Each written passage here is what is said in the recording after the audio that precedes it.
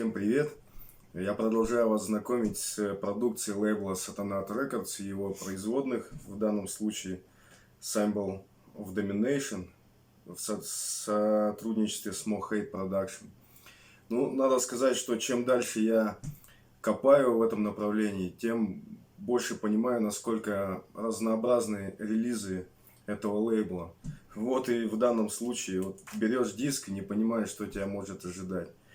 И вот группа Montez Insania из Ульяновска. Даже не знаю, с чего начать и как это описать. Ну, как всегда, с оформления. Мрачное оформление, какая-то непотребщина, по всей вероятности, какие-то сталактиты в пещере или что-то такое. А может быть, кости какого-то древнего животного, не знаю. Дальше начал читать текст и не мог никак понять, что же это такое. Посмотрел в интернете, оказалось эсперанто. Вообще, ну, на чем я только не слышал. И на испанском, на английском, там, я не знаю на каком, но на эсперанто еще не слышал. Что касается музыки, да, можно сказать, если формально подходить, что все-таки это, наверное, Симфа Блэк. Но вот только представьте себе, что это не симфония, скажем, какого-нибудь Моцарта там, или еще кого-нибудь достаточно известного композитора, а какого-нибудь современного авангардного композитора, какого-нибудь неоклассического. Так вот, при первом прослушивании я, честно говоря, совсем запутался во всем этом хитросплетении всех этих ходов, огромном количестве классических этих вот симфонических клавишных, которые создают постоянное напряжение, и кажется, вот-вот сейчас начнется апогей, потом вроде немножко успокаивается и снова такое крещендо возникает. Ну, при втором прослушивании для меня это уже как-то более, скажем, уложилось в голове, я начал понимать, что же здесь вообще происходит. И вот вся эта напряженность, вся эта хаотичность создается еще в том числе не только музыкальными инструментами, но и таким хаотическим наслоением скримов, воплей, каких-то хрипов, я не знаю, что еще там. В общем, здесь столько всего много, что извилины просто начинают выпрямляться, и для того, чтобы потом прийти в себя после прослушивания, мне пришлось новый альбом Роджера Уотерса прокрутить, иначе, ну, можно просто с ума спятить. А также, если у кого-то психика слабая, то надо будет сразу сбегать в холодный душ, потом принять. И тоже что-нибудь успокаивающего послушать, может, детские песенки на детском радио. Попробовать, если провести какие-то параллели, даже не знаю с чем. Когда-то в 90-х годах слышал я такую группу Амгизия австрийскую. Наверное, с ней можно как-то сравнить все это действие. Ну, Арктурус немножко, может быть, тоже подпадает под такой вот авангард блэк-метал. Еще была такая группа, тоже похоже, по-моему, австрийская, просто Корова она называлась. Вот, по-моему, где-то из этой области. В общем, это для тех, кто любит себе извилины ломать, а не шейные позвонки, там, тряся головой под ровные ритмы. Так, следующий диск. Группа Seven Sins. Группа из Казахстана. И даже само название альбома уже сразу об этом говорит, потому что называется он «Легенды Казахстана». Так, оформление достаточно стильное, оно выполнено в виде такого желто-золотистого рисунка на черном фоне. Буклет очень маркий, я стараюсь пальцовками его не трогать. Сзади фотография участников группы, зловещие лица в корпс-пейнте. В самом буклете тоже их фотографии. Очень, кстати, классно выполненные, классно сделанные. Респект фотографу. Так, ну, дальше пойдем к музыке. И понятно, что такие вот ребята в Corpse Paint не могут играть Gothic Metal, там, я не знаю, или Love Metal. Здесь мощный, быстрый и жесткий Black Death. Он классно записан. Но я, честно говоря, не нашел какой-то такой явной изюминки, которая смогла бы меня на ассоциацию с кем-то навести. Может быть, это действительно польский бегемот, может быть, какие-то вот такие еще благодаря группы. Ну, фишка альбома — это концептуальность текстов.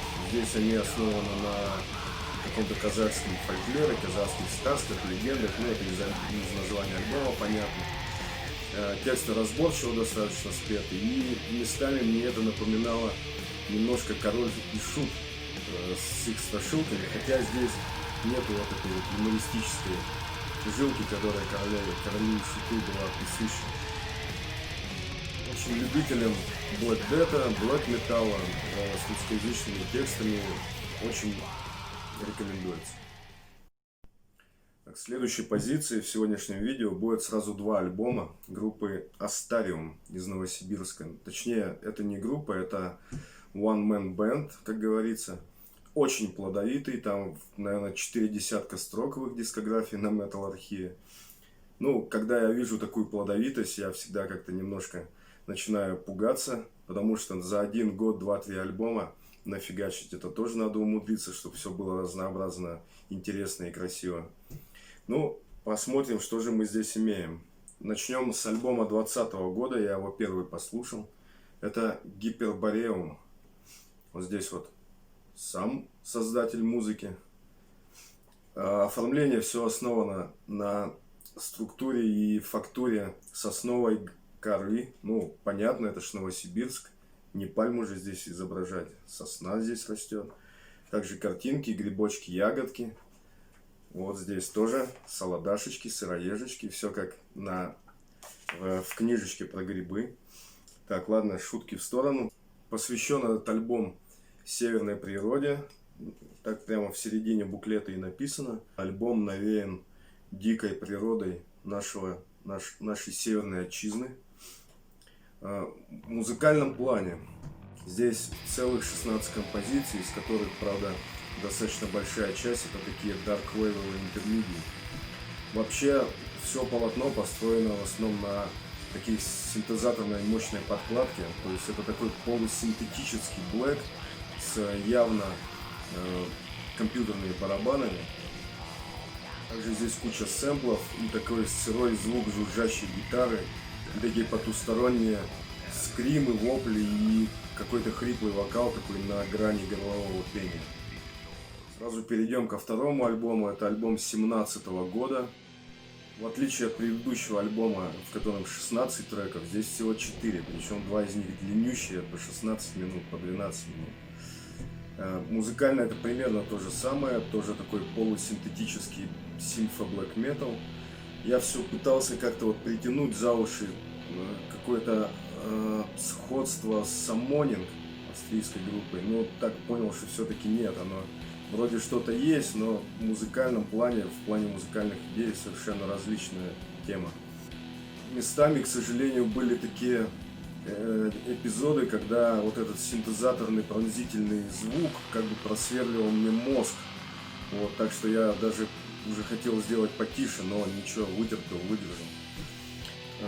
Скажем так, альбомы не совсем в мою копилку, но наверняка у них будет свой слушатель, потому что есть люди, которые очень любят black metal во всех его направлениях, так что это, скорее всего, их тема. Итак, вот такие были разноплановые сегодня диски от Satanath Records. Наверняка будут слушатели, наверняка есть люди, которым это все очень понравится. Я тоже рекомендую ознакомиться. Может быть, я не стал фанатом перечисленных групп, но, по крайней мере, было интересно, я получил удовольствие. Итак, всем рекомендую послушать показанные альбомы. Делитесь своими мнениями, комментариями, пишите и ВКонтакте, и на Ютубе. Будет интересно обсудить, что же вы восприняли при этом. Еще раз рекомендую всем и желаю покупать компакт-диски, потому что это наше все. Всем peace!